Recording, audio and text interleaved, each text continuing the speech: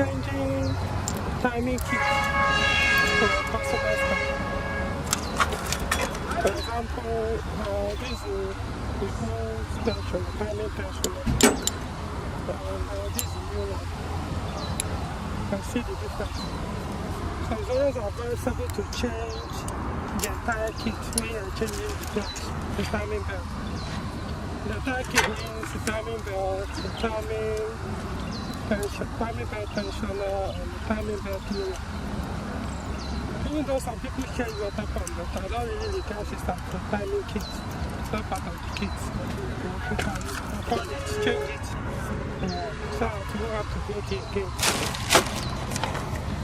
And also, even the timing, there's a new timing belt.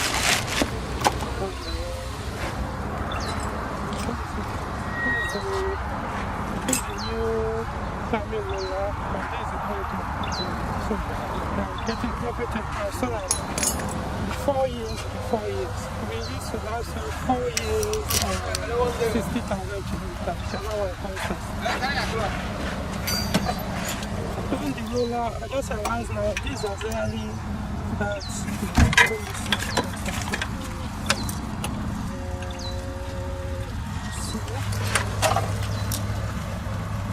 Okay, yeah, you can see there's a crack on it.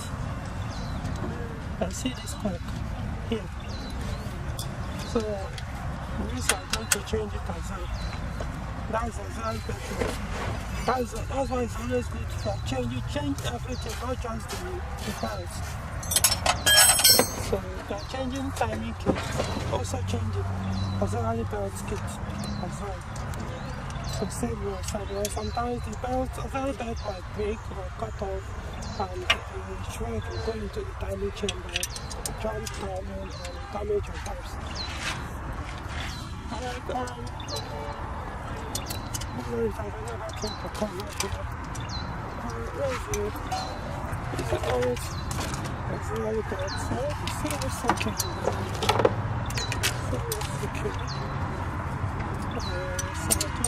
1726.